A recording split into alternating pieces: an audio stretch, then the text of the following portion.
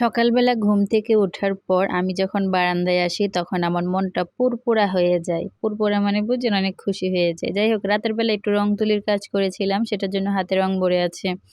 তো রাতে কিছু রং তুলির কাজ করার পর আমি এটা রোদে বলতে বারান্দায় রেখেছিলাম, যে সকালবেলা রোদ আসলে শুকাবে আর কি।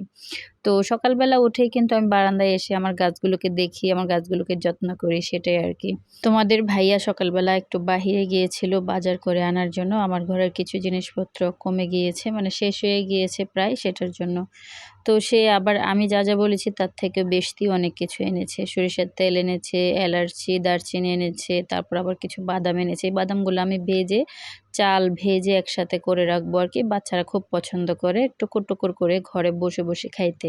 আমরাও মাঝে মধ্যে যখন খাটের উপর বসে থাকি না, তখনও কিন্তু এই যে বাদাম, চাল ভাজা একটু একটু করে চাবাইতে ইচ্ছে করে। আর যেহেতু এখন একটু বৃষ্টির মৌসুম, বৃষ্টি আসলে কিন্তু ভাজা পোড়া খেতে মন চায় ভীষণ। তারপর তোমার ভাইয়া আটাও নিয়ে আসছে, আবার ময়দাও নিয়ে আসছে, আবার সুজিও এনেছে। আটা, ময়দা, সুজি তিনটা এনেছে। আমি সুজি দিয়ে আবার অনেক সময় পাকোড়া বানাই, সেটার জন্য। তারপর সাবান এনেছে, গুঁড়া সাবান কাপড় ধোয়ার জন্য। তো এই জিনিসগুলো এনেছে। আবার কিছু ডিম এনেছে। ডিমগুলোকে আমি আলাদা করে আর কি রেখে দিয়েছি আগেই। তো এখন আমি এগুলো একটা একটা করে বক্সে ভরবো। কিছু ডেকোরেশন করে রাখার জন্য, মানে সামনে, চোখের সামনে রাখার জন্য কিছু রাখবো, আর কিছু আবার হচ্ছে এক্সট্রা করে রেখে দেব। তো তোমরা অনেকেই আমাকে জিজ্ঞেস করেছিলে আমি এই কর্নার র্যাকটা কোত্থেকে কিনেছি। আসলে মূলত আমি এই কর্নার র্যাকটা কোথাও থেকে কিনিনি, আমার পরিচিত একটা দোকান থেকে আমি এটা অর্ডার করে বানিয়েছি। ওরা আমাকে বোর্ড দিয়ে বানিয়ে দিয়েছে। বানানোর পর আমি বাসায় এনে এটাকে আমার মতো করে, আমি আমার মনের ভালোবাসা দিয়ে, রং তুলি দিয়ে আমি এটা সাজিয়ে নিয়েছি। বুঝতে পেরেছো তোমরা? মানে আমি নিজে এটাকে কালার করেছি আর এরকম ডেকোরেশন করেছি।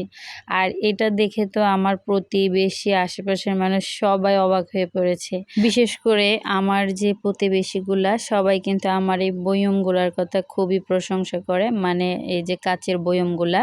আর এগুলো আমি কোত্থেকে এনেছি, কিভাবে কালেক্ট করেছি, এটার মধ্যে কিভাবে রং করেছি, সেগুলো মানে খুবই তাদের মানে জানার ইচ্ছে আর কি। সো বন্ধুরা, তোমরা যদি জানতে চাও যে আমি এই কাচের বয়মগুলো কিভাবে কালেক্ট করেছি, তাহলে অবশ্যই কমেন্টে জানাও। আমি নেক্সট ভিডিওতে বলে দিব কিভাবে কালেক্ট করলাম, কিভাবে এটাকে আমি প্রিন্ট করলাম, কিভাবে সুন্দর করে সাজালাম আমার এই কর্নার রেকটা।